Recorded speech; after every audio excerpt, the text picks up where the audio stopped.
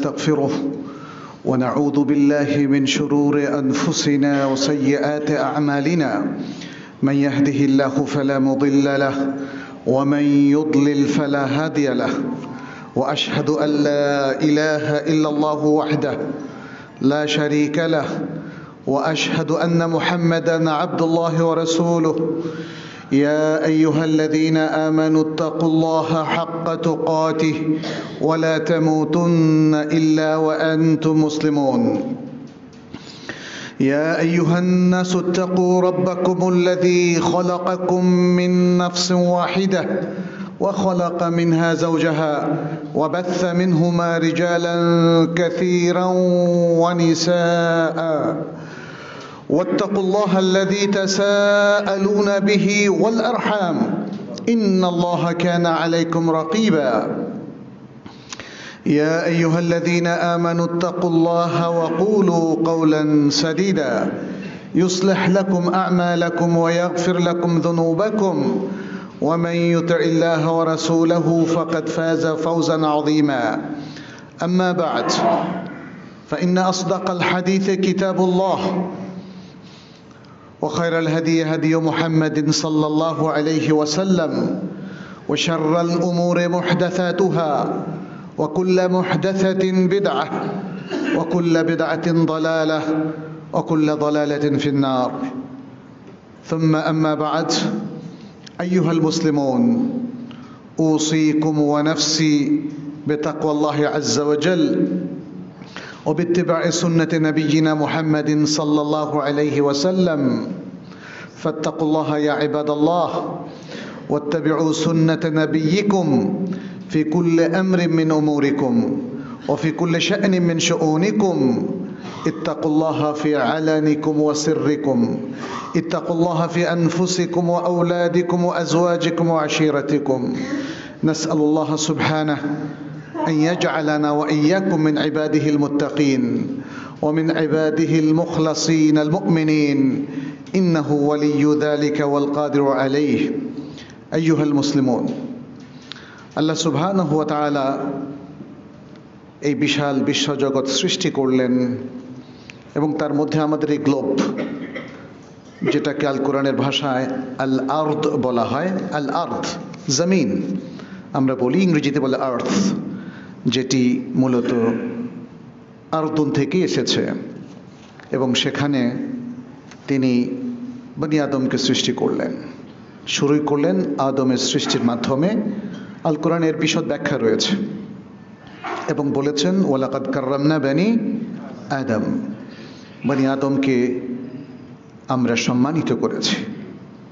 বনি আদমের মধ্যে সবচেয়ে সম্মানিত ব্যক্তি হলেন মুহাম্মদ সাল্লাল্লাহু আলাইহি ওয়াসাল্লাম যেমনটি তিনি একটি বিশুদ্ধ হাদিসে বলেছেন আনা সাইয়্যিদু ওয়ালাদ আদম ওয়ালা ফখর আমি বনি আদমের সর্দার এর মধ্যে কোনো অহংকারের কিছু নেই শেষ নবী হিসাবে আল্লাহ সুবহানাহু ওয়া তাআলা তাকে প্রেরণ করলেন শ্রেষ্ঠ একটি বিধান দিয়ে ইসলামের কালজয়ী আদর্শ দিয়ে আল কোরআন এবং আস সুন্নাহ যার সোর্স অফ নলেজ জ্ঞানের উৎস এবং তা দিয়ে তিনি সারা বিশ্বকে আলোকিত করলেন একটা সুন্দর দিন তিনি রেখে গেলেন যা তিনি প্রাপ্ত হয়েছেন আল্লাহ সুবহানাহু ওয়া তাআলার পক্ষ থেকে মানবতাকে আলোকিত করার জন্যে মানুষের অন্ধকার দূর করে তাদের ব্যক্তি পরিবার সমাজ এবং সারা বিশ্বকে আলোকিত করার জন্য তিনি করেছেন আল্লাহ সুবহানাহু ওয়া তাআলা তার উপর যে ওহী নাজিল করেছেন বিশাল জ্ঞান সর্বশ্রেষ্ঠ জ্ঞান একমাত্র অথেন্টিক এবং বিশুদ্ধ জ্ঞান যা দিয়ে তিনি তৎকালীন প্রজন্মকে গড়ে তুললেন যারা তার অনুসারী হয়েছেন তার কাছ থেকে শিখেছেন জেনেছেন আলোকিত হয়েছেন এবং মেনেছেন আমল করেছেন তারা হলেন আসহাবু রাসূলিল্লাহ সাল্লাল্লাহু আলাইহি ওয়াসাল্লাম রিদওয়ানুল্লাহি আলাইহিম আজমাইন সাহাবায়ে কেরাম যাদেরকে আমরা বলি রিদওয়ানুল্লাহি আলাইহিম আজমাইন পৃথিবীর সর্বশ্রেষ্ঠ প্রজন্ম। কার হাতে তৈরি হয়েছিলেন? নবী সাল্লাল্লাহু আলাইহি সাল্লাম, তার হাতে। তিনি আমানতদারির সাথে আল্লাহ সুবহানাহু ওয়া তাআলার পারমিশন নিয়ে তার দেয়া ওহির আলোকে গোটা উম্মাহকে গড়ে তুললেন, সাহাবায়ে কেরামের গোটা প্রজন্মকে গড়ে তুললেন। ওহির আলোকে এবং নবী সাল্লাল্লাহু আলাইহি সাল্লামের শিক্ষকতা এবং তার প্রত্যক্ষ তত্ত্বাবধানে একটা প্রজন্ম গড়ে উঠল, সাহাবায়ে কেরাম, তাই না? আজও সারা বিশ্ব নির্দ্বিধায় স্বীকার করে নবী সাল্লাল্লাহু আলাইহি সাল্লামের এই প্রজন্ম ছিল মানবতার সবচেয়ে শ্রেষ্ঠ প্রজন্ম। তার গড়া সমাজ, যা তিনি মদিনা সমাজ দিয়ে শুরু করেছিলেন, পরবর্তীতে সেটাকে সম্প্রসারিত করলেন তিনি মক্কা সহ হিজাজের আরও অন্যান্য জায়গায়, পরবর্তীতে হিজাজ ছাড়িয়ে সারা বিশ্বের বিভিন্ন জায়গায়। তার গড়া সমাজই ছিল শ্রেষ্ঠ সমাজ। অতএব তিনি সারা বিশ্বের রোল মডেল, তার সমাজ পৃথিবীর শ্রেষ্ঠ সমাজ। সাহাবায়ে কেরাম নবী সাল্লাল্লাহু আলাইহি সাল্লামের হাতে গড়া একটা প্রজন্ম, যারা সারা বিশ্বের জন্য একটা আদর্শ। ফলে নবী সাল্লাল্লাহু আলাইহি সাল্লামের রেখে যাওয়া যে ইলমি মিরাস, এটাকে আমরা বলি ইলমি মিরাস। কারণ নবী সাল্লাল্লাহু আলাইহি সাল্লাম তিনি বলেছেন, ইন্নামাল উলামা ওয়ারাসাতুল আম্বিয়া,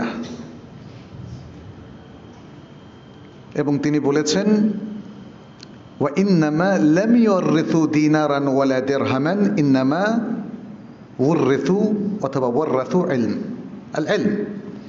তার মানে হচ্ছে উলামায়ে কেরাম ইলমের কারণে নবীদের উত্তরাধিকারী, কিন্তু তারা দিনার এবং দিরহাম তথা সম্পদের উত্তরাধিকারী হন নাই, তারা হয়েছেন ইলমের উত্তরাধিকারী। তাহলে এই ইলমটাই গোটা উম্মার উত্তরাধিকার, সম্পদ। গোটা উম্মার সবচেয়ে বড় সম্পদ টাকা পয়সা নয়, কি? ইলম। কিন্তু উম্মাকে মনে হয় আমরা সেটা বুঝাতে পারিনি। এই ইলমের মধ্যে, মহাসম্পদের মধ্যে রয়েছে ঈমান এবং আকীদা। এই সম্পদের মধ্যে রয়েছে ইবাদতের মূলনীতি এবং পরিপূর্ণ বর্ণনা। ইবাদত, যার জন্য আল্লাহ সুবহানাহু ওয়া তাআলা গোটা মানব জাতি এবং জিন জাতিকে সৃষ্টি করলেন। ওমা খালাকতুল জিন্না ওয়াল ইনসা ইল্লা লিয়াবুদুন, সূরাতুয যারিয়াতের মধ্যে আল্লাহ তাআলা স্পষ্ট করে ঘোষণা করেছেন, এখানে আর কোনো ধরনের অস্পষ্টতা নাই। কেন আমাদের সৃষ্টি, কেন আমাদেরকে পাঠিয়েছেন, কি আমাদের লক্ষ্য হওয়া উচিত, এটি আল্লাহ সুবহানাহু ওয়া তাআলা উল্লেখ করে দিলেন। বললেন যে ইবাদত। নবী সাল্লাল্লাহু আলাইহি সাল্লাম সেই ইবাদতের সকল প্রকার আমাদের জন্য রেখে গেলেন, দেখিয়ে দিয়েছেন কিভাবে প্রত্যেকটা ইবাদত সুন্দরভাবে যথাযথভাবে সম্পন্ন করতে হয়। এটাও কি সম্পদ না? ইবাদত হলো তো সেই আমল, যে আমলগুলোর মাধ্যমে আপনি আল্লাহর নৈকট্যপ্রাপ্ত বান্দা হবেন। আপনি যদি ইবাদত ছেড়ে দেন, তাহলে আল্লাহর নৈকট্য পাওয়ার কি কোনো সম্ভাবনা আছে? আল্লাহর প্রিয় বান্দা হওয়ার কি কোনো সম্ভাবনা আছে? প্রশ্ন, তাহলে মানুষ সালাত ছেড়ে দেয় কেন? মানুষ সিয়াম রাখে না কেন রমাদান মাসে, তাই না? লক্ষ জনতা আপনি দেখবেন সিয়াম থেকে দূরে সরে গেছে। হজ ফরজ হওয়ার পরেও একদল মানুষ হজ করে না কেন? যাকাত ফরজ হওয়ার পরেও এই সচ্ছল ব্যক্তিরা, ধনীরা যাকাত কেন দেয় না? এগুলো তো ইবাদতের সবচেয়ে গুরুত্বপূর্ণ অধ্যায়, সবচেয়ে গুরুত্বপূর্ণ ইবাদত। নবী সাল্লাল্লাহু আলাইহি সাল্লাম ইবাদতের সবকিছু সুস্পষ্টভাবে রেখে গেছেন আমাদের কাছে। সালাতের মধ্যে কি পড়তে হবে, কিভাবে প্রত্যেকটা রাকাত সম্পাদন করতে হবে, রুকু কিভাবে করবেন, রুকুতে কি পড়বেন, সেজদা কিভাবে করবেন, সেজদাতে কি পড়বেন, তাশাহুদ এর মধ্যে কি পড়বেন, তাই না? সালামের আগে কি করবেন, সব বলেছেন। যাকাতের মধ্যে ফসলের যাকাত, সম্পদের যাকাত, স্বর্ণের যাকাত, রূপার যাকাত, ব্যবসায়িক সম্পদের যাকাত, সবকিছু বলেছেন না? কোনোটাই তো বাদ নাই। এবং তারপরে আমাদের জীবনের একটা গুরুত্বপূর্ণ অংশ হলো মুআমালাত। মুআমালাত জাগতিক কারণে যে সমস্ত কাজগুলো আমরা করি, ব্যবসা বাণিজ্য, প্রশাসন, একের সাথে অন্যের আলাপচারিতা, ইন্টারাকশন, বিবাহ শাদী, তলাক, এবং যদি কেউ কোনো অপরাধ করে তার ফৌজদারি দণ্ড, তাই না? ব্যবসা বাণিজ্য, ব্যাংকিং, নানা কাজ, প্রত্যেকটা কাজেই আল্লাহ সুবহানাহু ওয়া তাআলার পক্ষ থেকে একটা বিধান আছে। এগুলোকে বলা হয় আল আহকাম আশ-শারঈয়্যাহ, শারঈ বিধান। হয় কাজটা জায়েজ হবে, যাকে বলা হয় মুবাহ বা জায়েজ, অথবা কাজটা উত্তম হবে, যাকে বলা হয় মানদুব, আওলা, উত্তম। ফুকাহারা তাকে নাম দিয়েছেন সুন্নত। অথবা কাজটা হবে অপরিহার্য, সেটিকে আমরা ফরজ ওয়াজিব বলি। জমহুর উলামায়ে কেরাম এর মধ্যে কোনো পার্থক্য করেন না, কেউ কেউ পার্থক্য করেন। ফরজ ওয়াজিব, যা করতেই হবে, না করলে পাপ হবে, শাস্তি হবে। অথবা কাজটা অপছন্দনীয়, নট রেকমেন্ডেড, মাকরুহ, কিংবা কাজটা হবে হারাম। তাহলে মুআমালাতের ক্ষেত্রে আপনি যাই করেন না কেন, যে পর্যায়ে করেন না কেন, এই পাঁচটা বিধানের বাইরে সেটা যাবে না। গ্রসলি আমরা বলি হালাল হারাম, হালাল হারামের বিধান আল্লাহ সুবহানাহু ওয়া তাআলা এবং তার রাসূল মুহাম্মদ সাল্লাল্লাহু আলাইহি সাল্লাম তারা গোটা মানব জাতির জন্য হালাল হারামের বিধান দিয়েছেন, তাই না? স্পষ্ট না? পুরোটাই স্পষ্ট। আর চতুর্থ আরেকটি বিষয় হলো আখলাক, মোরালিটি, নৈতিকতা। নবী সাল্লাল্লাহু আলাইহি সাল্লাম সুস্পষ্টভাবে বলে দিয়েছেন, কিয়ামতের দিন বান্দার আমল সালেহের মিজানে বা আমলের মিজানে পাল্লায় যেটা সবচেয়ে ভারী হবে সেটা হলো তার সুন্দর আখলাক। অসংখ্য হাদিস এখানে আছে। প্রত্যেকটা ক্ষেত্রে দেখেন, একজন মানুষের জীবনে, একটা সমাজ, একটা রাষ্ট্রে এগুলো সবটাই প্রয়োজন। ঈমান এবং আকীদা, ইবাদত, মুসলিম সমাজের কথা বলছি, এবং মুআমালাতের হালাল হারাম বেছে চলা এবং সুন্দর আখলাক। নবী সাল্লাল্লাহু আলাইহি সাল্লামের প্রত্যেকটা বর্ণনা করে গেছেন, কোনোটাই তিনি বাদ দেননি। অতএব ঈমানের প্রত্যেকটা পয়েন্ট তিনি সূক্ষ্মভাবে বর্ণনা করেছেন, এবং ঈমানের এই পয়েন্টগুলোকে সূক্ষ্মভাবে বুঝে নিয়ে মনে গেঁথে নেওয়া, ধারণ করাটাকেই আমরা বলি সহিহ আকীদা, আর কিছু না। তাহলে আকীদার বিশুদ্ধতা এটা আসলে ঈমানের পার্ট, ঈমানের অন্তর্নিহিত অংশ। যে অংশটা শুদ্ধ না হলে আপনার আমার জীবনটাই বৃথা হয়ে যাবে। আর এই সব কিছু মিলে, নীতিমালা মিলে, এটা হলো ইসলামের মেইন ট্র্যাক, যেটাকে আমরা বলি আহলুস সুন্নাহ ওয়াল জামাআহ। আহলুস সুন্নাহ ওয়াল জামাআহ মানে আহলুস সুন্নাহ ওয়াল জামাআহ বললে গোটা মুসলিম উম্মাহকে বোঝাবে, যারা বিচ্যুত হয় নাই, যারা আল কোরআন এবং আস সুন্নাহর পথ থেকে একটুও সরে যায় নাই, যারা ঠিক নবী সাল্লাল্লাহু আলাইহি সাল্লাম ইসলামটাকে যেভাবে ইনটেক গোটা মানব জাতির জন্য রেখে গেছেন, তারা সেভাবেই চেষ্টা করে ইসলামকে মেনে চলার জন্য, কোরআন অধ্যয়ন করে, হাদিস পড়ে এবং বিশুদ্ধভাবে জীবন পরিচালনা করে।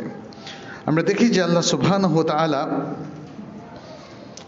তিনি যখন মানুষকে সৃষ্টি করলেন, তখন তিনি প্রথম মানুষকে কিন্তু তাওহীদবাদী মানুষ হিসেবে সৃষ্টি করেছেন,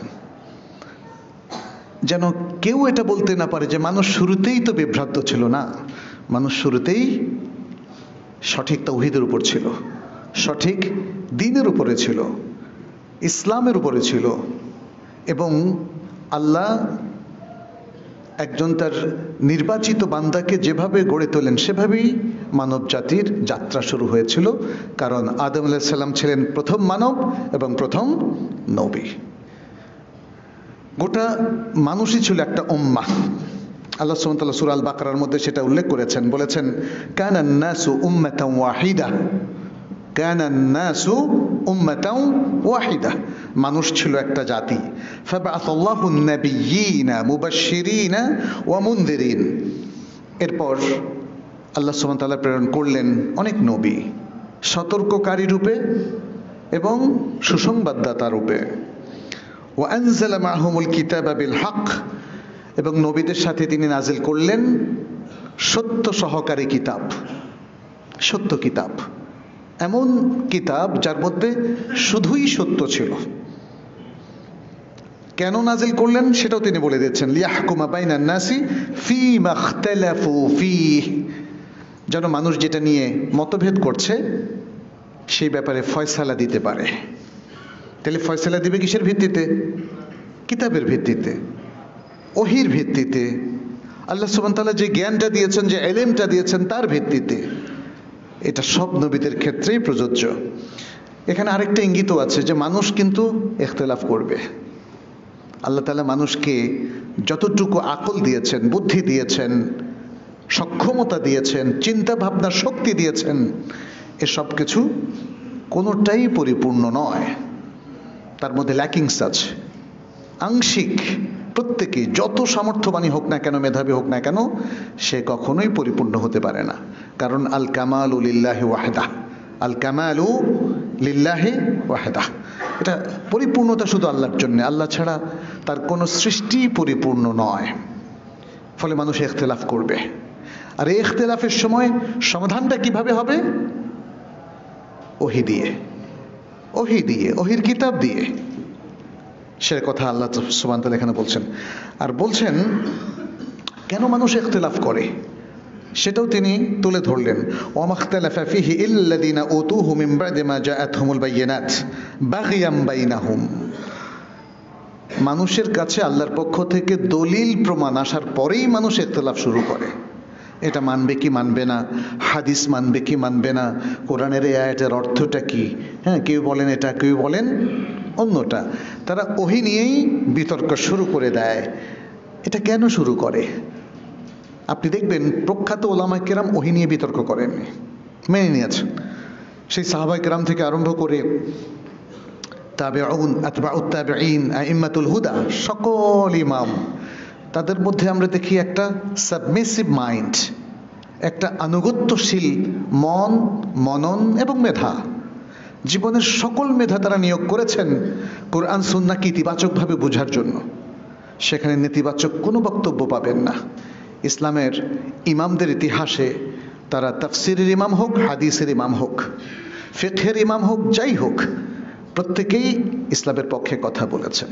বিশাল মেধার অধিকারী অসংখ্য ইমাম ইসলামের ইতিহাসে আছে, লক্ষ লক্ষ ইমাম। এরা প্রত্যেকেই আপনি দেখবেন যে ইসলামের পক্ষেই কথা বলেছেন। তার মানে হচ্ছে তারা ইসলাম, কোরআন সুন্নাহ গবেষণা করে তারা মূলত দিনকে সঠিকভাবে বুঝেছেন।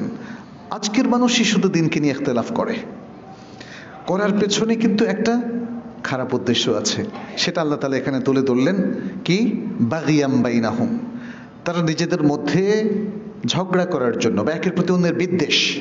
বাগী শব্দের অর্থ জুলুমও হয়, আবার বিদ্বেষও হয়। একে অন্যকে জুলুম করার জন্যে, আমার মত আপনার উপর চাপিয়ে দেবো, এটা তো একটা জুলুম। ভুল মতগুলোকে সঠিক বলে চালিয়ে দেওয়া, এটাও একটা জুলুম। বিচ্যুতি বিভ্রান্তিকে আপনার সঠিক বলে চালিয়ে দেওয়া, এটা একটা জুলুম। শিরককে তাওহীদ বলে চালিয়ে দেওয়া, এটা একটা জুলুম। বিদআতকে ইবাদত হিসেবে চালিয়ে দেওয়া, এটাও একটা জুলুম। আপনি দেখবেন যে এই ভুল বিভ্রান্তির পথে যারা চলছে তারা নিজেকে জাস্টিফাই করছে। আজকের পাশ্চাত্য সমাজে যত অনাচার, অশ্লীলতা, ওটাকে তারাও জাস্টিফাই করছে এবং মানবাধিকার বলে তারা মনে করে। তো আমি আজকে আসলে আহলুস সুন্নাহ ওয়াল জামাতের কিছু বৈশিষ্ট্য নিয়ে এবং কথা বলবো, এই জন্য অন্যদিকে বেশি আলোচনা করব না। তাহলে আল্লাহ সুবহানাহু ওয়া তাআলা বলেন বাগিয়াম বাইনাহুম ফাহাদাল্লাহু আল্লাযীনা আমানু লিমাখতালাফু ফীহি মিনাল হক বিইذনিহি। এরপর আল্লাহ সুবহানাহু ওয়া তাআলা যারা ঈমানদার তাদেরকে হেদায়েত দিলেন। ঈমানদার যারা ঈমান এনেছে, ঈমান একটা পজিটিভ জিনিস, মনে রাখবেন। কুফর হলো নেগেটিভ জিনিস। আল্লাহর প্রতি বিশ্বাস পজিটিভ জিনিস, আর নাস্তিকতা হলো নেগেটিভ জিনিস। তাওহীদ হলো পজিটিভ, ইতিবাচক, আর শিরক হলো নেতিবাচক। ইবাদত বিশুদ্ধভাবে করা, এটা পজিটিভ। আর ভুল বিভ্রান্তি, নিজের ইচ্ছা মতো প্রবৃত্তির অনুসরণ করে ইবাদত করা, বেদাত সহকারে ইবাদত করা, এটা হলো নেগেটিভ। এভাবে আপনাকে বুঝতে হবে, না হলে তো আপনি পথ পাবেন না, কনফিউজড হয়ে যাবেন। দেখবেন যে বহু সরল মানুষ সে ইবাদত আর বেদাতের মধ্যে পার্থক্য করতে পারে না। আমাদের সমাজে যে বিভিন্ন উপলক্ষে নানা বেদাত আছে না, এগুলোকে তারা খুব কান্নাকাটি করে ইবাদত হিসাবে পালন করে কিনা বলেন? এবং এর মধ্যে বহু লোককে দেখবেন সরল, আপনি যখন তাকে ধমক দিবেন সে খুব কষ্ট পাবে। সে বলবে, আহা, এত কষ্ট করে এত ইবাদত করলাম, আপনি আমাকে ধমক কেন দিচ্ছেন? তাই না? এখানে আসলে সমস্যাটা কিন্তু বুঝের, এটা বুঝতে হবে। অতএব আমাদের উচিত হচ্ছে ধমক না দিয়ে বুঝিয়ে দেওয়া। সে যদি বুঝতে পারতো যে ইবাদত আর বেদাতের পার্থক্য, তাহলে তো কখনোই সে বেদাতটা করতো না। এবং আপনি বহু মানুষকে দেখবেন যখনই বুঝতে পেরেছে তখনই বেদাত থেকে সরে এসছে কিনা? যখনই বুঝতে পেরেছে এটা শিরক, তখনই সে তাওহীদের দিকে ফিরে এসছে। যখনই বুঝতে পেরেছে এটা ঈমান বিরোধী অবস্থান, তখনই ফিরে এসেছে। এই বুঝতে পারার জন্য আহলুস সুন্নাহ ওয়াল জামাতের যে আকীদা এবং যে মানহাজ, সেটাকে ফলো করতে হবে। সেটাকে বোঝার জন্য আমাদের প্রথম চেষ্টা করতে হবে। আপনি যে কোনোভাবে ইসলামকে পাবেন না, তাই না? ইসলামের একটা সুনির্দিষ্ট পথ আছে, সেই পথে আপনাকে চলতে হবে। আপনার গন্তব্য যদি হয় ঢাকা থেকে চিটাগং, আর আপনি সাতক্ষীরার পথে আপনার যাত্রা শুরু করলেন, গাড়ি চালিয়ে দিলেন, চিটাগের দেখা কখনো মিলবে? আপনার যাত্রা যদি হয় পূর্ব দিকে, আপনি চললেন পশ্চিম দিকে, কোনোদিন পূর্ব দিকের গন্তব্যে পৌঁছবো না। অতএব পথ চিনে নিতে হবে আগে। ইসলামটা হলো সরল পথ, আস-সিরাত আল মুস্তাকিম। এবং এই সিরাত আল মুস্তাকিমের যারা প্রকৃত অনুসারী, তারা হচ্ছে আহলুস সুন্নাহ ওয়াল জামাআহ। এদের আরো বহু নাম আছে, মানুষ এই নামগুলো নিয়ে অনেক বিতর্ক করে, বাট এই নামগুলোর মধ্যে আছে আহলুল আসার, আহলুল হাদিস, এরকম আরো অনেক সুন্দর সুন্দর আহলুস সুন্নাহ ওয়াল জামাআর নাম আছে। নবী সাল্লাল্লাহু আলাইহি সাল্লাম একটা হাদিসে কুদসি আমাদের উদ্দেশ্যে বর্ণনা করেন, এটা সহিহ মুসলিমের মধ্যে এসেছে। আল্লাহ সুবহানাহু ওয়া তাআলা বলেন, কি বলেন? ইন্নী খালাকতু ইবাদি হুনাফা কুল্লাহুম, আমি আমার সব বান্দাকে হুনাফা, একনিষ্ঠ সুপথপ্রাপ্ত বান্দা হিসেবে সৃষ্টি করেছি। তার মানে হচ্ছে শুরুতে সকল বান্দা তাওহীদবাদী ছিল, সুপথে ছিল। ফাজতালাতহুম শায়াতিনু আন দীনিহিম, এরপরে শয়তান তাদেরকে তাদের দিন থেকে সরিয়ে দিয়েছে। কারণ শয়তান তো ওয়াদা করেছিল, আমি তাদের সামনে থেকে আসব, পেছন থেকে আসব, ডান দিক থেকে আসব, বাম দিক থেকে আসব, সবাইকে বিচ্যুত করেই ছাড়ব। সে আল্লাহর সাথে চ্যালেঞ্জ দিয়েছিল, আল্লাহকে বলেছিল। সূরা আল আরাফের মধ্যে পুরো এই কথোপকথনটা পাবেন। আল্লাহর সাথে সে যে কথাগুলো বলেছে, এবং সে শপথ করেছে, আল্লাহর শপথ করে বলেছে যে আপনার বান্দাদেরকে আমি অবশ্যই বিচ্যুত করব। কিন্তু আল্লাহ বলে দিলেন, না, সবাইকে পারবা না, মুত্তাকিনদেরকে তুমি পারবা না, মুত্তাকিনদেরকে তুমি পারবা না। অতএব আমরা এখানে যেটা দেখছি যে আল্লাহ সুবহানাহু ওয়া তাআলা আমাদেরকে, আমাদের মানব জাতির শুরুটা করেছিলেন তাওহীদ দিয়ে, কিন্তু পরে গন্ডগোল হয়ে গেল। আমরা দেখি বিশেষ করে আদম আলাইহিস সালামের কিছু পরেই তার এক সন্তানও তো বকে গেল, তাই না?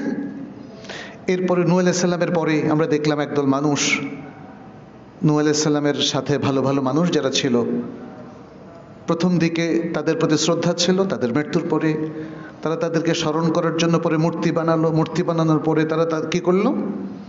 পূজা করা শুরু করলো। এই পৌত্তলিকতা শুরু হয়ে গেল।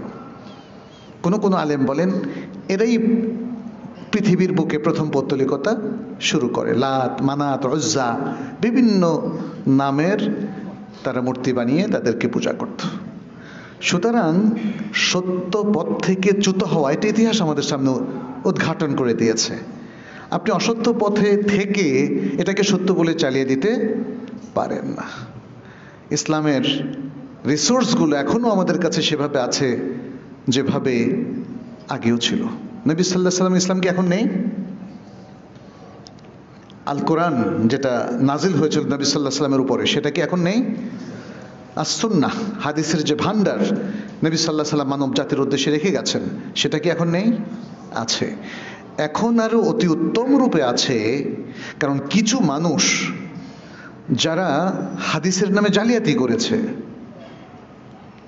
মিথ্যা জাল হাদিস সমাজে প্রচার করেছে, এখন বহু বছর থেকে ওলামায়ে কেরাম সেগুলোকে আলাদা করে ফেলেছেন।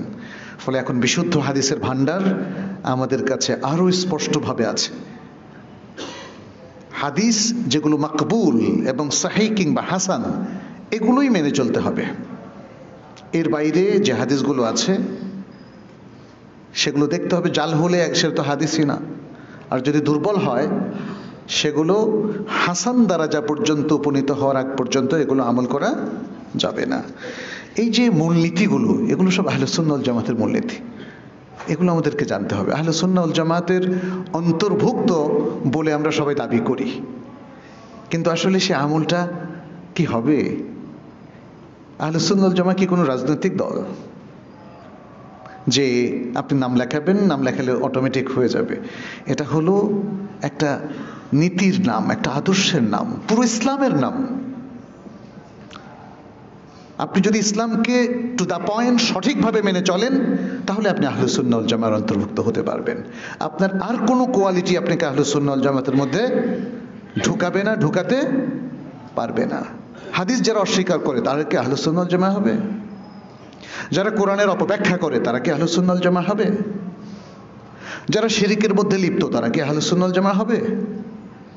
অথচ মুসলিমদের মধ্যে নামধারী কিছু মুসলিম আছে, আপনারা এই সমস্ত গ্রুপে পাবেন, যারা তাদের ভালো কাজের সাথে শিরক করে। এটা তো আল্লাহ তাআলাও বলেছেন, ওমা ইউমিনু আকসারুহুম বিল্লাহ ইল্লা ওয়া হুম, তাদের অধিকাংশই ঈমান রাখে, তবে সাথে সাথে শিরক করে,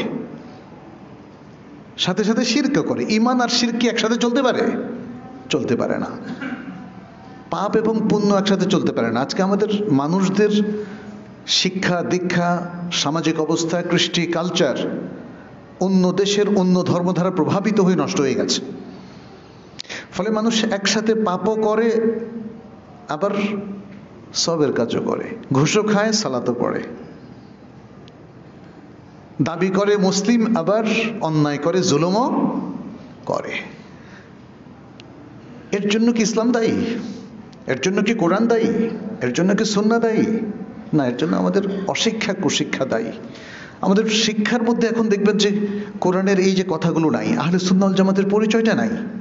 আপনি যদি আপনার সন্তানকে স্কুলে পড়ান, কিন্ডারগার্টেনে পড়ান কিংবা ইংলিশ মিডিয়ামে পড়ান, এগুলো পাবেন?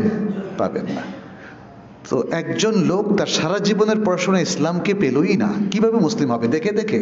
ইসলামকে দেখে দেখে করার আমল না। ইসলাম হচ্ছে ইলমের দ্বীন, দ্বীনুন মাবনিয়ুন আলাল উলুম আশ-শারঈয়্যাহ, আলা উলুমিল ওয়াহী।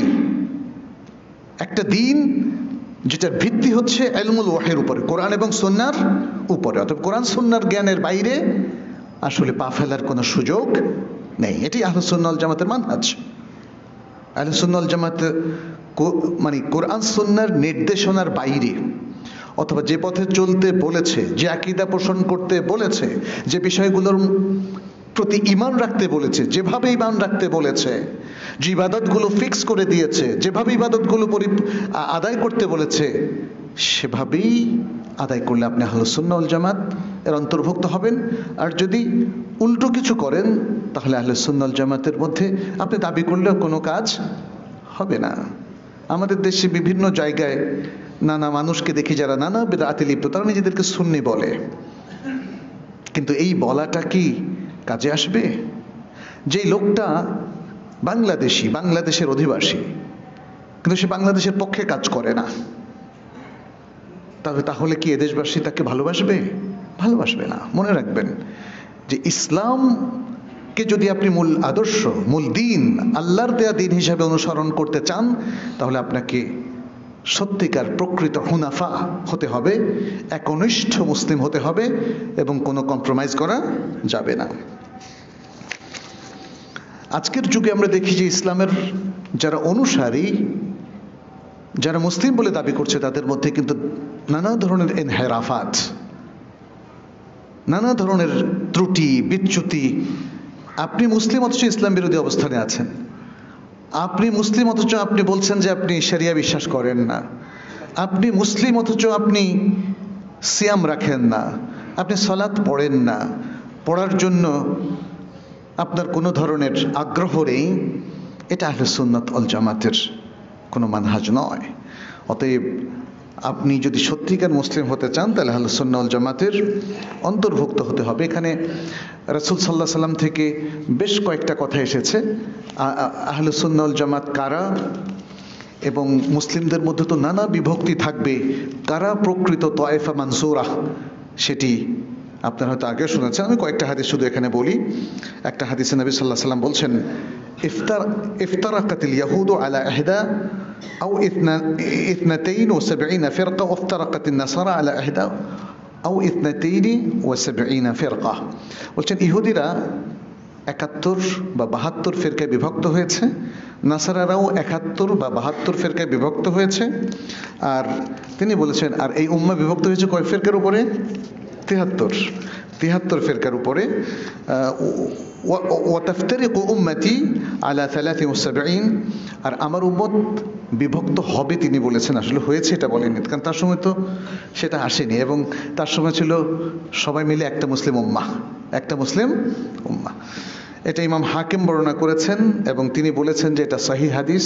শেখ আলবানী ওই হাদিসটাকে সহিহ বলেছেন সহিহ আল জামের মধ্যে। দ্বিতীয় হাদিসটাও প্রায় কাছাকাছি, আবু দাউদ, ইবনু মাজাহ, আহমদ, হাকিম সহ অনেকে বর্ণনা করেছেন, এবং শেখ আলবানী এটাকে হাসানুন সহিহ বলেছেন আলা ইন্না মিন ক্বাবলিকুম মিন আহলিল কিতাব ইফতারাকু আলা 72 মিল্লাহ। জেনে রাখো তোমাদের আগে আহলে কিতাবের যারা ছিল, আহলে কিতাব কারা? ইয়াহুদ এবং নাসারা, তারা 72 ফিরকায় বিভক্ত হয়েছিল। ওয়া ইন্না হাযিহিল উম্মাতা সাতাফতারিকু আলা 73, আর এই উম্মাহ অচিরেই 73 ফিরকায় বিভক্ত হবে। 72 ফিন নার, 72 ফিরকায়ের মধ্যে যাবে জাহান্নামে। ওয়া ওয়াহিদাতুন ফিল জান্নাহ, একটা জান্নাতি হবে। ওয়াহিয়াল জামাআহ, আর সেটা হলো আল জামাআহ, আল জামাআহ। এবং কোন কোন বর্ণনা এসেছে ওয়াহিয়া তায়েফাতুল মানসুরা, সেটি হচ্ছে বিজয়ী দল, যে দলটা আল কোরআন এবং আস সুন্নাহর উপর আছে, কমপ্লিটলি আল কোরআন এবং আস সুন্নাহর উপর আছে। তা আল কোরআন এবং আস সুন্নাহ এটা কি কোনো স্তম্ভ, এরকম লাঠি আমরা ধরে রাখলাম, নাকি এটা এলেমের নাম? এটা এলেমের নাম।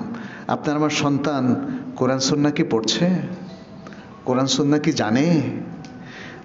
অথবা বড় বড় আলেমদের সাথে কি আপনাদের সম্পর্ক আছে? তাদের কাছ থেকে এলেম নিচ্ছেন, জ্ঞান শিখছেন? বিশুদ্ধ জ্ঞানের ফলগো ধারায় আপনিও কি সম্পৃক্ত আছেন? খুব বড় প্রশ্ন।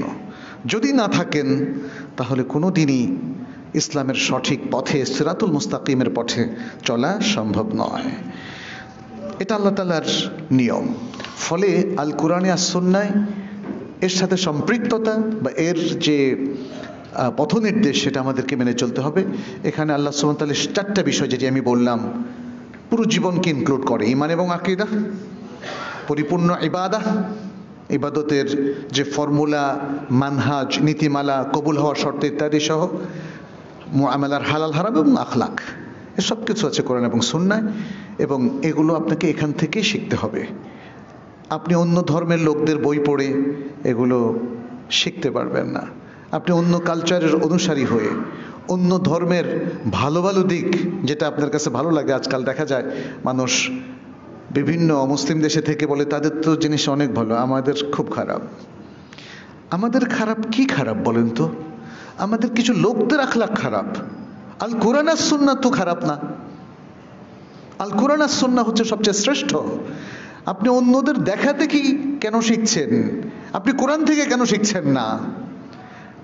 আপনি সহিহ সুন্নাহ থেকে কেন শিখছেন না? আপনি ইসলামের ইতিহাসের যে মহান ব্যক্তিত্বরা আছে, সাহাবায়ে কেরাম থেকে শুরু করে, তাদের কাছ থেকে কেন শিখছেন না? সেটা আমাদেরকে শিখতে হবে প্রিয় ভাইরা, এবং এর মাধ্যমেই আসলে আহলুস সুন্নাহ ওয়াল জামাতের পথে আমাদেরকে চলতে হবে। এখানে আমরা দেখি যে আল কোরআনেও আহলুস সুন্নাহ ওয়াল জামাতের বৈশিষ্ট্যগুলো তুলে ধরা হয়েছে, তবে সেখানে আমভাবে মুমিনদেরকে অ্যাড্রেস করা হয়েছে, বলা হয়েছে ওয়াল মুমিনুনা ওয়াল মুমিনাতু বা'দুহুম আউলিয়াউ বা'দ ইয়া'মুরুনা বিল মা'রুফি ওয়া ইয়ানহাউনা আনিল মুনকার ওয়া ইউকিমুনাস সালাতা ওয়া ইউতুনাজ যাকাতা ওয়া ইউতিউনা আল্লাহা ওয়া রাসূলাহু উলাইকা সায়ারহামুহুমুল্লাহু ইন্নাল্লাহা আজিজুন হাকীম। ইমাম আউজাঈ খুব সুন্দর একটা কথা বলেছেন শারহ উসুল ইতিকাদ আহলি সুন্নাহ ওয়াল জামাআহ এই বইটাতে। তিনি বলেছেন নবী সাল্লাল্লাহু আলাইহি ওয়াসাল্লামের সাহাবায়ে কেরাম 5টা বৈশিষ্ট্য তাদের ছিল, 5টা বৈশিষ্ট্যের উপর তারা ছিলেন। তারা এবং তাদের পরের যারা সত্যিকার অনুসারী তাবেঈন ছিলেন, সেটা কি? 1 নম্বর হচ্ছে লুজুমুল জামাআহ, আল জামাআহ এর সাথে সম্পৃক্ত থাকা। আল জামাআহ মানে আহলুস সুন্নাহ ওয়াল জামাআহ। আহলুস সুন্নাহ ওয়াল জামাআহ মানে এ গ্রুপ অফ পিপল না, এটা হলো মানহাজ। আহলুস সুন্নাহ ওয়াল জামাআহ তথা কোরআন সুন্নাহকে যারা আঁকড়ে ধরে থাকে তারাই হলো আল জামাআহ, তারাই হলো আহলুস সুন্নাহ ওয়াল জামাআহ। অতএব তাদের পথে সম্পৃক্ত থাকা, নিজেকে ধরে রাখা, এটা 1 নম্বর। দ্বিতীয় হচ্ছে ইত্তিবাউস সুন্নাহ, সুন্নাহর অনুসরণ। তৃতীয় হচ্ছে ইমারাতুল মসজিদ, মসজিদ কি করা? আবাদ করা, মসজিদের সাথে সম্পৃক্ত থাকা। শুধু শুক্রবারে আসলে হবে না, শুধু এক ওয়াক্ত পড়লে হবে না। আমাদের এখন মুসলিমদের মধ্যে নানা মেরুকরণ দেখি। কিছু মুসলিম আছে তারা নামাজই পড়ে না একদম, কিছু আছে 2 ঈদে 2 বার মসজিদে ঢুকে অথবা ঈদগাহে যেখানে হোক পড়ে। কিছু আছে এর সাথে আরেকটা অ্যাড করে, সেটা হলো জুমা। আর কোনো সালাতের কোনো খবর নাই। কেউ কেউ অনিয়মিতভাবে 5 ওয়াক্ত পড়েন, কেউ 2 ওয়াক্ত পড়েন, কেউ 3 ওয়াক্ত পড়েন, কেউ 4 ওয়াক্ত পড়েন, কেউ কয়েকদিন পড়েন না, এরপর কয়েকদিন পড়েন। খুব অল্প সংখ্যক মুসল্লি 5 ওয়াক্ত রেগুলার পড়েন। কি কঠিন অবস্থা, বুঝছেন? অথচ আমরা সবাই দাবি করছি আহলে সুন্নাহ ওয়াল জামাআহ। সালাত যিনি পড়বেন না, এই সালাত তরক করাকে নবী সাল্লাল্লাহু আলাইহি ওয়াসাল্লাম কি বলেছেন? স্পষ্ট কুফরি বলেছেন। আচ্ছা, এরপরে হলো তেলাওয়াতুল কোরআন 4র্থ নাম্বার, এবং তারপরে হলো আল জিহাদু ফি সাবিলিল্লাহ, আল্লাহর পথে জিহাদ। টাইমটা একটু 1টা বেজেছে না? ঠিক আছে। আল হাফেজ আল হিকামি, প্রখ্যাত একজন স্কলার, তিনিও খুব সুন্দর একটা কথা বলেছেন আহলে সুন্নাহ ওয়াল জামাতের পরিচয় দিয়ে। বলেছেন হুমুত তাইফাতুল মানসুরা ইলা কিয়ামিস সাআহ, কিয়ামত পর্যন্ত এরা হলো তাইফা মানসুরা, বিজয়ী দল। আহলুস সুন্নাহ ওয়াল জামাআহ সম্পর্কে তিনি বলছেন আল্লাযীনা লাম তাজাল কুলুবুহুম আলাল হাক্কি মুত্তাফিকা মুতাফিলা মুখতালিফা, যে যাদের কলব, হৃদয় হকের উপরে একমত, হকের উপরে একমত, হক নিয়ে তাদের মধ্যে কোনো খেলাফ নেই। ওয়া আকওয়ালুহুম ওয়া আমালুহুম ওয়া আকাইদুহুম আলাল ওয়াহয়ি লা মুফতারিকা ওয়া লা মুখতালিফা, এবং তাদের কথা, তাদের আমল, তাদের আকীদা ওহী মোতাবেক, এবং এটা বিচ্ছিন্ন নয়, একটা আরেকটার পরস্পর বিরোধী নয়, বিভিন্ন নয়। ফান্তাদাবু লিনুসরাতিদ দ্বীন দাওয়াতান ওয়া জিহাদান, সুতরাং তারা দ্বীনের সহযোগিতার জন্য তারা একসাথ হয়েছে, ঐক্যবদ্ধ হয়েছে দাওয়াতের দিক থেকে এবং জিহাদের দিক থেকে। ওয়াকাওয়ামু আ'দাআহু জামাআতিন ওয়া ফুরাদা, এবং তারা ইসলামের যারা শত্রু তাদের বিরুদ্ধে ঐক্যবদ্ধভাবে, সামষ্টিকভাবে এবং এককভাবে তারা দাঁড়িয়েছে। ওয়ালাম ইয়াখশাউ ফিল্লাহি লাউমাতা লাইম, এবং তারা আল্লাহকে ভয় করে, আল্লাহকে ভয় করার ক্ষেত্রে তারা আর কোনো তিরস্কারকে ভয় পায় না। তারা অকুত ভয় আল্লাহর পথে থাকে, তারা কোরআন সুন্নাহর উপরে থাকে, এবং এই ব্যাপারে তাদের কোনো ধরনের ভয় তাদেরকে গ্রাস করে না, স্পর্শ করে না। আহলে সুন্নাহ ওয়াল জামাতের কিছু সিফাত নিয়ে আমি আজকে কথা বলে শেষ করব। 1 নম্বর হচ্ছে আহলে সুন্নাহ ওয়াল জামাতের বৈশিষ্ট্য, যেটা আপনি একটু নিজেকে যাচাই করে নেন যে বৈশিষ্ট্য আমি অর্জন করতে পেরেছি কিনা, এই বৈশিষ্ট্য আমি পোষণ করি কিনা। 1 নম্বর হচ্ছে আল ইতিসামু বিকিতাবিল্লাহ, আল্লাহর কিতাবকে শক্তভাবে আঁকড়ে ধরা। কিভাবে? হিফযান, যতটুকু পারেন হিফজ করবেন। আমাদের অনেক মুসলিম মানে দেখা যায় যে 2-3টা সূরা ছাড়া পারেই না, কেউ কেউ একটাও পারে না। আমি এরকম দেখেছি অনেক। বললাম নামাজ পড়েন কেমনে? তার মানে নামাজটাও দেখানো পড়ে, আসলে ঠিক মতো পড়তে পারে না। সূরা ফাতিহা, আবার অনেকে যাদের কিছু মুখস্থ আছে ভুলে ভরা, লাহানে জালিও আছে, এগুলো থেকে অবসান লাগবে। কিছু হেফজ না করলে সালাত কেমনে পড়বেন? ফরজ সালাত সেখানে কোরআন পড়তে হয় না, সূরা ফাতিহার সাথে অন্য সূরা মিলাতে হয় না, ইত্যাদি। দ্বিতীয় হচ্ছে তেলাওয়াত। কোরআন থেকে বিচ্ছিন্ন হওয়া যাবে না, কোরআনের সাথে সম্পৃক্ত থাকতে হবে এবং সেই জন্য রেগুলার তেলাওয়াত করবেন, রেগুলার। এমন একটা দিন যেন না আসে যেদিন আপনি কোনো তেলাওয়াত করলেন না। সালাতের মধ্যে যা করেছেন করেছেন, কিন্তু সালাতের বাইরেও রেগুলার তেলাওয়াত করতে হবে। এরপরে হলো আল ইহতিমাম বিল হাদিস, হাদিসের প্রতি গুরুত্ব দেওয়া। আজকে তো একটা বড় ফিতনা আমরা দেখতে পাচ্ছি, হাদিসকে অস্বীকার করে বসেছে। কেউ আংশিকভাবে, কেউ অস্বীকার করেন খবরুল ওয়াহিদ, কেউ অস্বীকার করেন মুতাওয়াতির হাদিস সহ গোটা হাদিস শাস্ত্র পুরোটাই। আছে কিনা বলেন? এটাই যুগের সবচেয়ে বড় ফিতনা। এই ফিতনাটা সৃষ্টি করেছে মূলত অমুসলিমরা, প্রাচ্যবিদেরা, এবং সেখান থেকে আমাদের লোকজন, আমাদের ওলামায়ে কেরাম, আমাদের ইমামদের থেকে না পেয়ে ওদের বই পড়ে প্রভাবিত হয়েছে। আপনি দেখবেন যে হাদিস অস্বীকার করা লোকেরা কেউ আলেমে দ্বীন না, এরা সাধারণ শিক্ষিত মানুষ। এবং এই ফিতনাটা ছড়িয়ে যাচ্ছে কারণ অধিকাংশ মুসলিম প্রয়োজনীয় উলুম অর্জন করতে পারে নাই, জ্ঞান অর্জন করতে পারে নাই। এবং মুসলিমদের শিক্ষা ব্যবস্থার মধ্যে সবচেয়ে দুর্বল যে সাবজেক্টটা সেটা হলো ইসলামিয়াত। ইসলামিয়াত নেই বললেই চলে। এখন তো জেনারেল শিক্ষা, এনসিটিভিতে এটাকে একদম, এটাকে ফুজুলি বানিয়ে দিয়েছে, অতিরিক্ত সাবজেক্ট। কেউ পড়তে চাইলে পড়তে পারবে, বাধ্যতামূলক নয়। অথচ ইসলাম এলেম অর্জন করা কি বাধ্যতামূলক করেনি? এটা বাধ্যতামূলক। আপনি এলেম অর্জন না করলে দিন মানতে পারবেন না, দিন মানতে না পারলে আল্লাহর কাছে আপনি নাজাত পাবেন না। আমাদের টার্গেট যদি হয় আখিরাত, আমাদের পার্মানেন্ট রেসিডেন্স বা বাসস্থান হয় যদি আখিরাতে, তাহলে তার জন্য তো আপনি কিছুই সদাই করলেন না, কোনো পাথেও রাখেন নাই, আপনার কোনো ব্যালেন্স নাই। কিভাবে আপনি সেখানে গিয়ে আল্লাহর কাছে নাজাত পাবেন? মনে রাখবেন, এই ব্যালেন্সটা তৈরির একমাত্র পথ হলো এলেম অর্জন, জরুরি এলেম অর্জন। তাহলে এটা হলো, আমরা বললাম যে আহলুস সুন্নাহ ওয়াল জামাতের এক নম্বর বৈশিষ্ট্য হচ্ছে কিতাব এবং সুন্নাহকে চূড়ান্ত গুরুত্ব দিবে। দুনিয়ার সব এলেমের আগে সে কিতাব সুন্নাহর জ্ঞান অর্জন করবে এবং সেগুলোকে ইমপ্লিমেন্ট করবে। দ্বিতীয় হচ্ছে দ্বীনের মধ্যে পরিপূর্ণভাবে প্রবেশ করা। অর্ধেক দ্বীন নাই, দ্বীনের মধ্যে আংশিক প্রবেশ করার কোনো সুযোগ নাই, ঈমান আংশিক রাখার কোনো সুযোগ নাই। আপনি বলছেন আমি আল্লাহকে তো মানি, এনাফ? এটা কি এনাফ? এটা কি যথেষ্ট?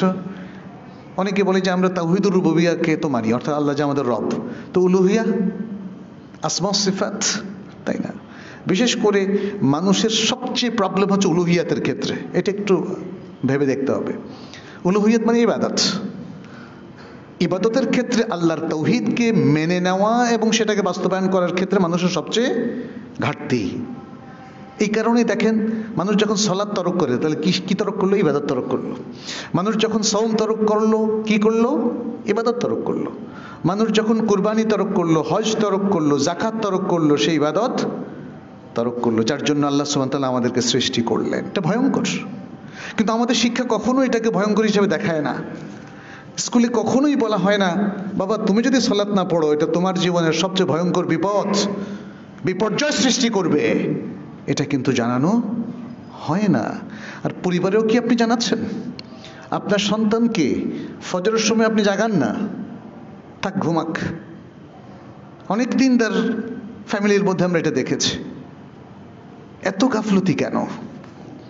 এই জিনিসটা দেখতে হবে। এটা হলো, তাহলে দ্বীনের পুরোপুরি আমলদার একজন ব্যক্তি হতে হবে, পুরো দিনকে মানতে হবে, অর্ধেক দিন মানা এটা ইসলামের নিয়ম নয়। তৃতীয় যেটা, সেটা হচ্ছে আল ইত্তিবা ও তারকুল ইবতিদা। ইত্তিবা করতে হবে আর ইবতিদা ছেড়ে দিতে হবে। ইত্তিবাটা কি? ইত্তিবা হচ্ছে কোরআন সুন্নাহর অনুসরণ। অনুসরণ করবেন, তাকলিদ না। কি করবেন? অনুসরণ। অনুসরণ বলা হয় দলিল সহকারে অনুসরণ করা। তাহলে একজন মুসলিম হিসাবে আপনি দুনিয়ার সব কিছু জানেন, দলিল জানেন না। আমাদের অনেক মসজিদের ইমাম সাহেব বলেন আপনি সাধারণ মানুষ, সাধারণ শিক্ষিত, দলিল দিয়ে কি করবেন? তা দলিল কি আমি আমার পকেটে রেখে দেব? দলিল মুসলিমদেরকে জানাতে হবে না? তাহলেই তো মুসলিমরা ইত্তেবা করতে পারবে, না হলে তো মুসলিমরা অন্ধভাবে অনুসরণ করতে হবে। তাকে যদি বলি ভাইজান আপনি সাধারণ মানুষ, আপনি দলিল নিয়ে চিন্তা করেন না, ওটা আমাদের কাছে থাক, আমরা যা বলি তাই মানবেন, তো আমি যদি ভুল বলি তাহলে তো ভুল মানবেন আপনি, তাই না? দ্বিতীয় হচ্ছে বেদআকে পরিত্যাগ করা। বেদআকে পরিত্যাগ করা, আহলে সুন্নাহ ওয়াল জামাআহ কখনোই কোনো বেদাতকে অ্যাকসেপ্ট করে না, কখনোই কোনো বেদাতকে অ্যাকসেপ্ট করে না। এই জায়গায় বেদাত কোনটা আর কোনটা নয়, এটা কিন্তু একটা গবেষণার জায়গা। কিছু বেদাত আছে একদম স্পষ্ট, মাজার কেন্দ্রিক বেদাত, দরগা কেন্দ্রিক বেদাত, তারপরে বিভিন্ন দিবস কেন্দ্রিক বেদাত, স্পষ্ট না এগুলো? কিছু বেদাত আছে স্পষ্ট না, ওলামায়ে কেরামের গবেষণা ভিত্তিক তাদের মতামত নিয়ে সেটা বেদাত কিনা আপনাকে যাচাই করতে হবে। ফিকহি ইখতিলাফের ক্ষেত্রে একটাকে যদি আপনি বেদাত বলেন, যেমন ইমাম শাফিঈ, ইমাম আবু হানিফা রাহিমাহুল্লাহ, দুজনের মধ্যে দুটো ইখতিলাফ, একজন বলেন এটা ওজুর অংশ, আরেকজন বলেন ওজুর অংশ নয়। এই জায়গাগুলো আমাদের একটু ভাবতে হবে। অতএব প্রত্যেকটা জায়গায়, যেমন ধরেন কোনো একটা জিনিস হালাল নাকি হারাম, কিছু ক্ষেত্রে দেখবেন যে ইখতিলাফ আছে, সবটাকে একাকার করে ফেলা যাবে না। উলামায়ে কেরাম যে জায়গাগুলোতে ইখতিলাফ করেছেন সেখানে সতর্ক থাকতে হবে, এবং আমাকে দেখতে হবে আমার তাকওয়া কি বলছে, সে অনুযায়ী চলবো, কিন্তু অন্যকে ব্লেম দেব না। কিন্তু যেই বেদাতগুলো স্পষ্ট, সেটা গোটা উম্মাহকে আমরা বলবো এটা বেদাত, এটা করা যাবে না। চতুর্থ যে জিনিসটা সেটা হচ্ছে ইক্তেদা। ইক্তেদা, ইক্তেদা করবেন আল্লাহ এবং তার রাসূলের অনুসরণ, অর্থাৎ আল্লাহর কথা মেনে নেওয়া। রাসূলকে অনুসরণ করাটাই হলো আসলে আল্লাহকে অনুসরণ করা। মান আতা আর রাসূলা ফাকাদ আতা আল্লাহ, আল কোরআন আল্লাহ তাআলা স্পষ্ট করে বলেছেন। এবং আরেকটা জিনিস, আল ইহতিদা বিআইম্মাতিল আদল বিআইম্মাতিল হুদা, আমাদের হেদায়েতের যে সকল আহলে সুন্নাত ওয়াল জামাতের কিবারুল উলামা ছিলেন, আছেন, তাদেরকে আমরা অনুসরণ করব, কিন্তু দলিল অনুযায়ী। প্রত্যেক ব্যক্তিকে কখনোই অন্ধ অনুসরণ করা যাবে না, কারণ বিখ্যাত ওলামায়ে কেরাম তাদের কিছু না কিছু ভুল আছে। আমরা যদি দলিল সহকারে চলি তাহলে সে ভুলগুলো চিহ্নিত হবে এবং সে ভুলগুলো আমরা অনুসরণ করব না। তাদের ভালো ভালো যে কথাগুলো তাদের আমরা সেগুলো অনুসরণ করতে পারবো। এরপর আরেকটা বৈশিষ্ট্য হচ্ছে সব কিছুতে মধ্যম পন্থা অবলম্বন করা। ওলামায়ে কেরামের ভুল হতে পারে, কিন্তু কাউকে গালি দেওয়া যাবে না। ওলামায়ে কেরামের প্রতি আমভাবে একটা ইহতিরাম এবং সম্মান পোষণ করতে হবে। একমাত্র যারা বেদাতের দিকে আহ্বান করে অথবা বেদাতের কেন্দ্র প্রতিষ্ঠা করে বসে আছে তাদের কথা আলাদা, তারা তো আহলে সুন্নাহ ওয়াল জামাতের বাইরে অবস্থান করছে, তাই না? আকীদা, মানহাজ সব দিক থেকে। কিন্তু আহলে সুন্নাহ ওয়াল জামাতের ইলম এবং আকীদা নিয়ে যারা কাজ করছেন তাদের ভুল হতে পারে, ভুলের জন্য তাদেরকে গালমন্দ করা যাবে না। শুধু এতটুকু বলা যাবে যে এই ভুলগুলো আমরা অ্যাকসেপ্ট করব না, আমরা সত্যটাই মেনে চলব। এছাড়াও প্রত্যেকটা জায়গায় প্রান্তিক সীমানা যাওয়া যাবে না, বাড়াবাড়িও করা যাবে না, ঘাটতিও করা যাবে না। নবী সাল্লাল্লাহু আলাইহি সাল্লামকে ভালোবেসে তাকে আল্লাহর সমপর্যায়ে নিয়ে যাওয়া যাবে না, আবার তাকে মানুষ বলে আমিও তো তার মতো একজন মানুষ এভাবে বলা যাবে না, কারণ তিনি তো রাসূল ছিলেন। আপনি কি রাসূল? সাহাবায়ে কেরাম নবী সাল্লাল্লাহু আলাইহি সাল্লামের সাথে ছিলেন, আপনি কি নবী সাল্লাল্লাহু আলাইহি সাল্লামের সাথে ছিলেন? অতএব সাহাবার সাথেও কি আপনি নিজেকে তুলনা করতে পারবেন? একজন ইমাম যিনি তার গোটা জীবন ইলম তালাশ করে ইলমি জীবন যাপন করেছেন, আমরা কি তাদের সমকক্ষ? না। অতএব তাদেরকে তাদের মর্যাদা দেব, আমরাও ভালো মুসলিম হওয়ার চেষ্টা করব, ইলম অনুযায়ী চলবো। এটা তারপরে আহলে সুন্নাহ ওয়াল জামাতের আরেকটা বৈশিষ্ট্য হচ্ছে মুসলিমদের মধ্যে ঐক্য বজায় রাখা, সবাই একসাথে থাকা, একটা কমিউনিটির মধ্যে জোড়া লাগানোর চেষ্টা করা। এবং ঐক্যের ফর্মুলাটাই হচ্ছে কোরআন সুন্নাহ ভিত্তিক, আল কোরআন এবং আস সুন্নাহ।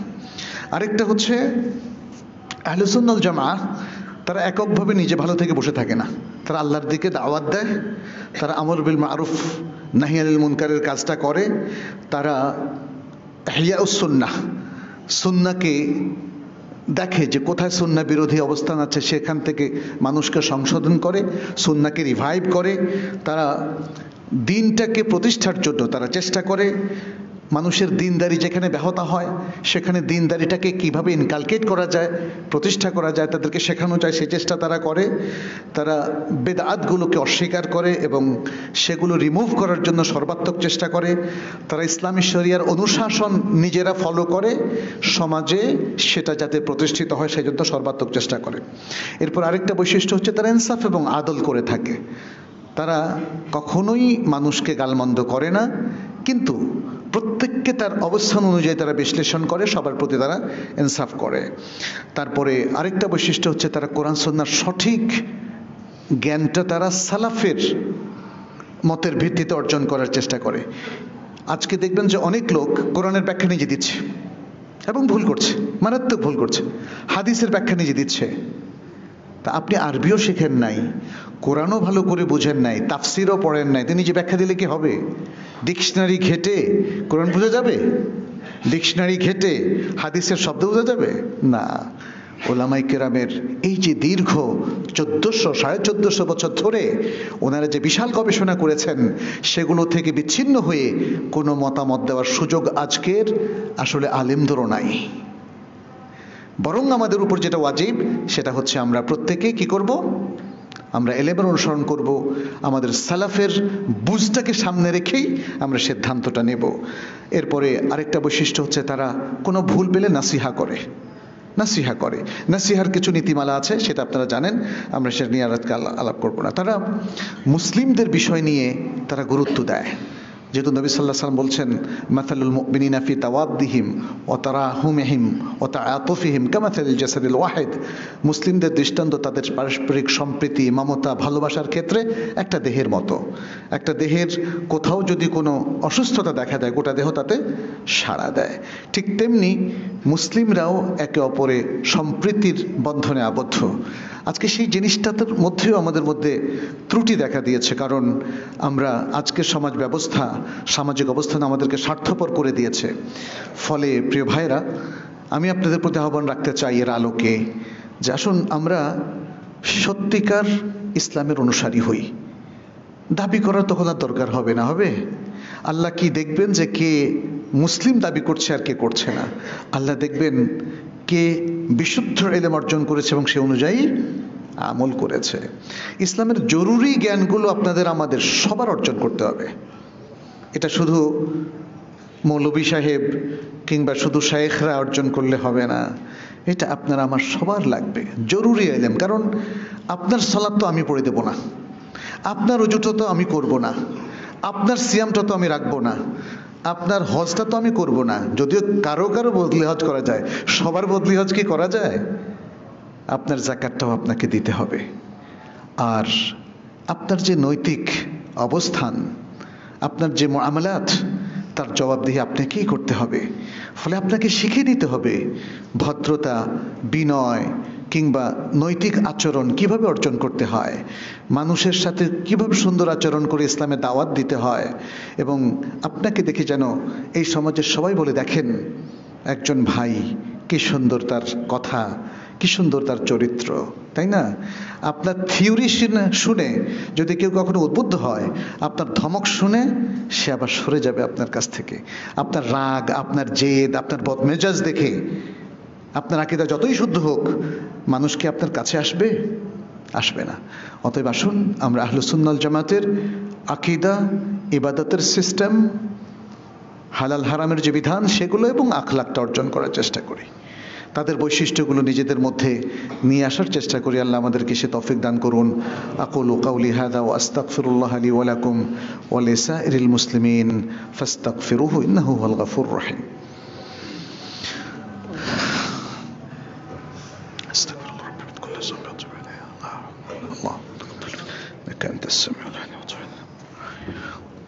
আলহামদুলিল্লাহি রাব্বিল আলামিন ওয়াল আকিবাতু লিল মুত্তাকিন وأصلي وأسلم على نبينا محمد وعلى آله وأصحابه أجمعين.